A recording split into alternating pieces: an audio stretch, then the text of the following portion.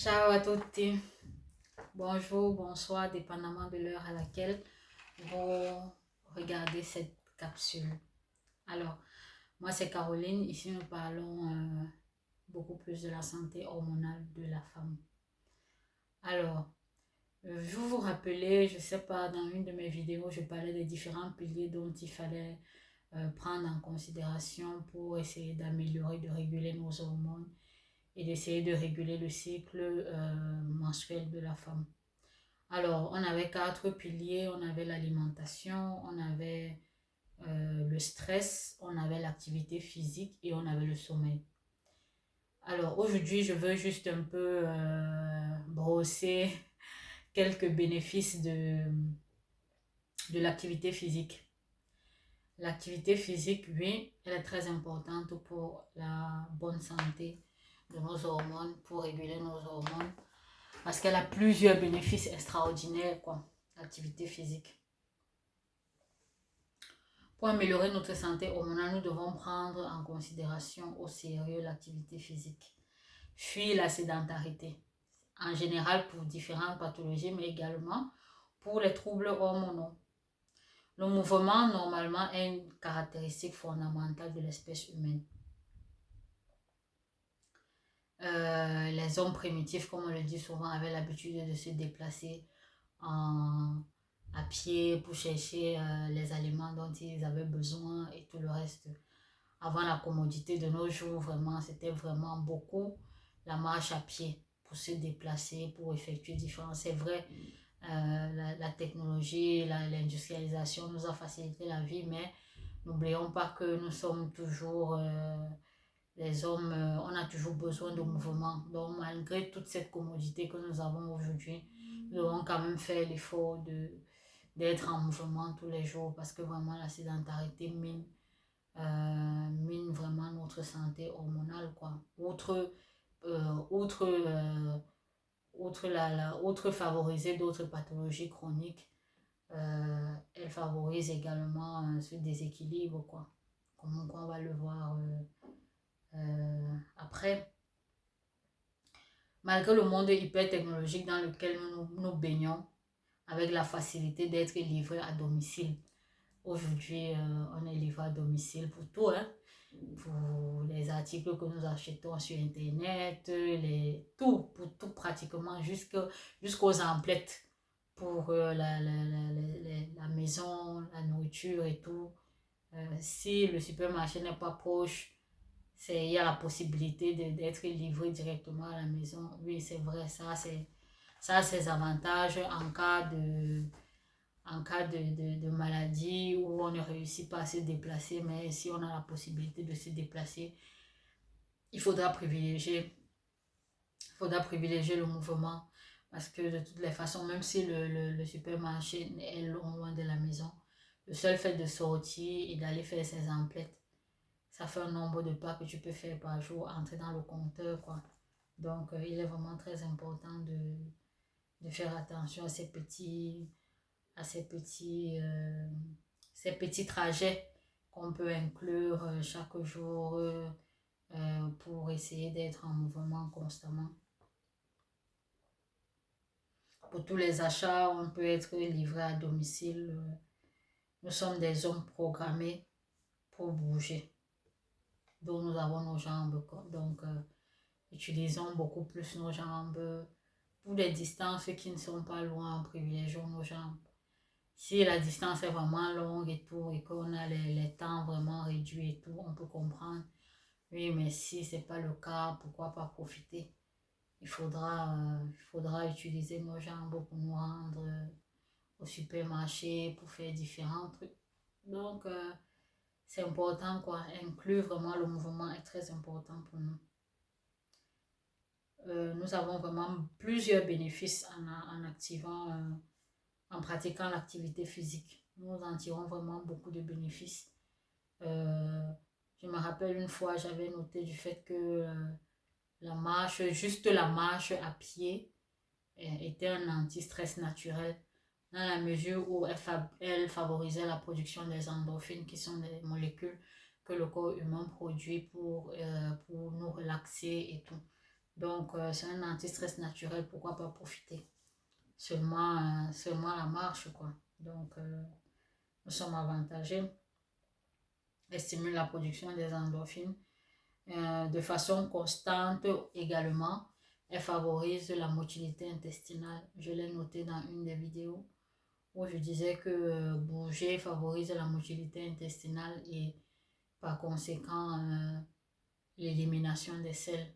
Et on savait pourquoi il fallait éviter la constipation. Vous vous rappelez, on disait que être constipé constamment entretient la dominance œstrogénique et cela n'est pas vraiment bon pour l'équilibre des hormones. Donc il fallait vraiment bouger. Outre le fait de bien s'alimenter, il fallait vraiment bouger, beaucoup bouger. Bon, c'est vrai, il y a la mode aujourd'hui des 10 000 pas, des 20 000 pas, de tout cela par jour, mais l'important c'est de bouger. Moi, je ne suis pas assez rigide sur le nombre de pas. Moi, l'important c'est de bouger tous les jours, quoi. Ne pas rester sur place, même les jours de repos, essayer de marcher, essayer de bouger tous les jours. C'est vraiment bénéfique pour notre santé en général. C'est vraiment bénéfique. Donc, la marche constante favorise la motilité intestinale, le transit tout au long du tube digestif, premièrement de la nourriture et l'élimination des selles, comme je l'ai dit. Et cela réduit la dominance œstrogénique. Donc, car cette dominance œstrogénique est entretenue par la constipation. Donc, effet positif de la marche, du mouvement, c'est réduire la constipation et réduire la dominance œstrogénique. Alors, stimule la marche ou l'activité physique en général stimule la circulation sanguine, la circulation lymphatique et l'oxygénation des tissus. Et également le métabolisme des graisses.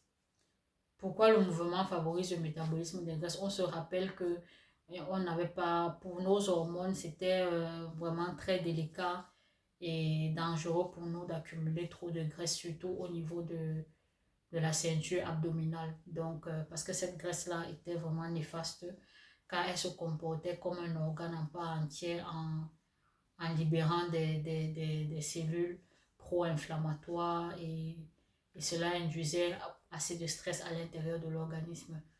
Donc, en pratiquant vraiment l'activité physique, une activité physique, il y a cette possibilité de brûler cette graisse-là. Et maintenant, c'est un autre discours, voir dans quelles circonstances la pratiquer, quoi.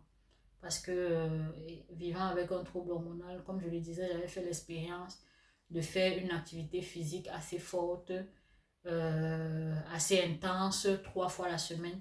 Et je me rendais compte que la circonférence abdominale ne diminuait pas. Donc, je continuais à cette activité intense-là, parce que cette activité intense-là favorisait une production excessive de cortisol à l'intérieur de mon organisme. Et qui dit cortisol dit insuline en excès, dit stress en excès et dit accumulation des graisses. Donc, comme je le disais, pour le SOPK, c'est privilégier une activité douce. Et dans mon cas, moi, je privilégie la marche, certains exercices, étirements. Mais la marche, vraiment, j'ai vu une différence au niveau de la circonférence abdominale. Comme elle a commencé à diminuer lorsque j'ai commencé à pratiquer juste de la marche, non, pas tous les jours, quoi. Un autre bénéfice de l'activité physique, c'est qu'elle améliore aussi la composition de notre microbiote intestinal. Il y a des études qui démontrent que chez des personnes sédentaires qui commencent à s'entraîner 3 fois la semaine, même si c'est seulement 30 minutes par jour, on observe une augmentation des bactéries qui produisent le butyrate. Le butyrate, c'est quoi? C'est un acide gras de courte chaîne, comme je l'ai dit une fois, qui a une action anti-inflammatoire au niveau de l'intestin. Donc, pour des personnes qui sont sédentaires, elles produisent au moins cet acide gras-là. Et pour des personnes qui commencent vraiment à pratiquer une activité physique, on dénote qu'elles produisent plus cet acide-là et qui est bénéfique pour nous. Donc,